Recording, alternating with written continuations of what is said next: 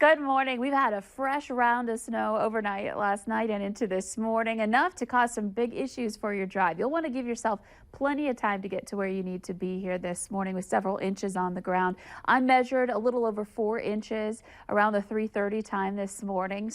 And we were still getting some snow at that point, and other places reporting 5 inches of snow. So that's enough to cause some issues. You can see crews are out trying to deal with it. And the interstate does look rather, at least it looks like we have some snow on it still, but also some pavement exposed here. It looks like wet pavement though. And then on and off ramp still looking like we're having some trouble as well. So that's just one view, one interchange. You're going to have trouble throughout the valley anywhere we've seen the snow. And I do have a time lapse I want to show you. This starts at 10 o'clock last night. Look, we can see the grass here. Everything's looking just fine. And then as we progress through the overnight hours, we start to see snow. It starts to build up even on the camera. And then it just comes down heavy in that 2 to 3 o'clock hour this morning.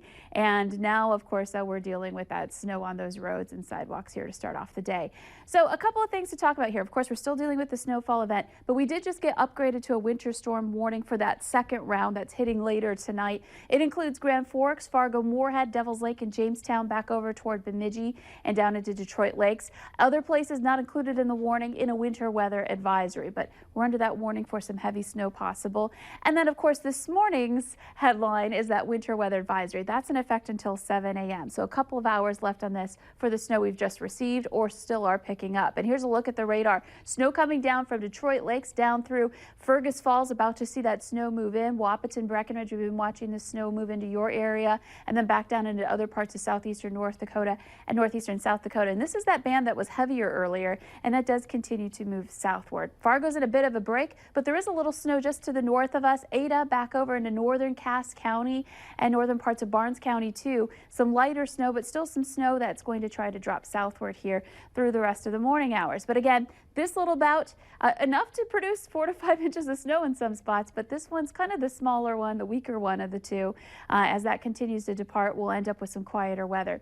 Visibility is down where the snow is. We're looking at a half mile rather in Park Rapids, 1 mile in Detroit Lakes, and 1.5 miles over in Gwinner for visibility. Wind is not super strong, but we do have some wind speeds into the teens out of the north, and we have had a couple of gusts in the 20s. Temperatures are much colder north, into the single digits there. Bundle up this morning, and everywhere you're going to want to wear your winter weather gear here today and through the weekend. Temperatures in the teens and 20s in the south.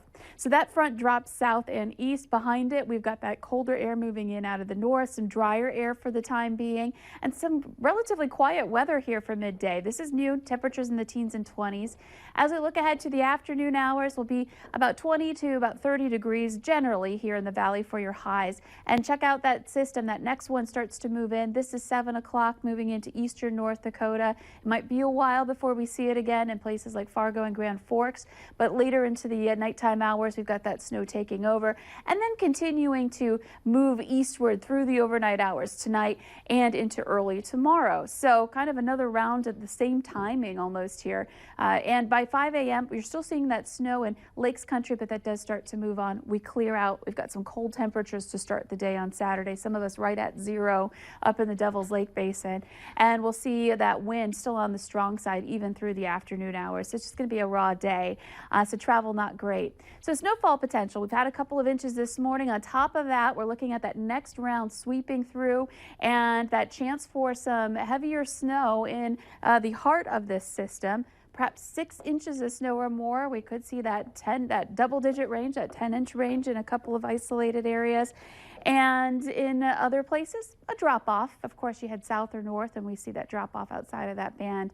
But just keep in mind, even a little shift could make a big difference between a couple of inches and 6 inches of snow here in the valley. And here's your photo again. Love this one of Frosty the Snowmare out in the winter wonderland in Crookston, Minnesota. Thanks, Christine.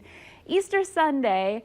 Cold to start. Some places will be right around 0 with a high of 25. So you'll have to bundle up for your services. If you're doing an Easter egg hunt outside, you're brave. It's going to feel rather cold. And then next week, still cold as we venture into April. That's kind of sad, but this is kind of the way our spring goes. Yeah, so. we've had Easters like this before. Thank you, Lisa. All right, stick around. We have more to come here on the Valley Today.